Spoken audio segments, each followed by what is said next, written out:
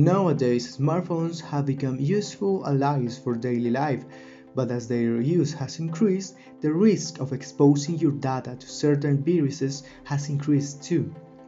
To detect a virus in the cell phone, keep these aspects in mind. Unwanted ads. If you notice that various types of ads are constantly appearing when you enter in a web browser, you may have a virus. Battery life. This will also be reflected in the high battery consumption without having a lot of activity on the mobile. High data consumption.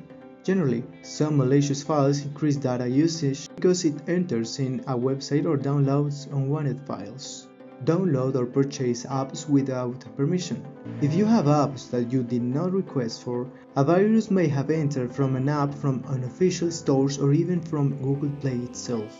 Unnecessary apps functions. Some malware disguises itself as a legit app.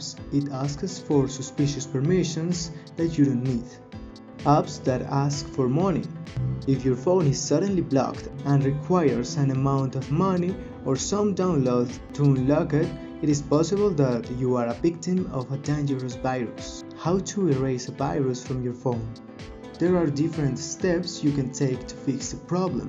Check the permissions requested by the apps in the official store of the device, such as Google Play for Android or App Store for iPhone, and stop their functions in the mobile settings. Delete suspicious apps, especially those that have recently been downloaded. Sometimes APK apps that are downloaded outside of the legit store can have viruses. Erase the remaining connection of public Wi-Fi networks that have been made lately in order to carry out a type of transaction or shipment. Enter settings and reset your cell phone to factory mode. Remember that the best way to keep your device protected is also to install good antivirus protection from reliable programs, as well as to use key passwords against any suspicious activity.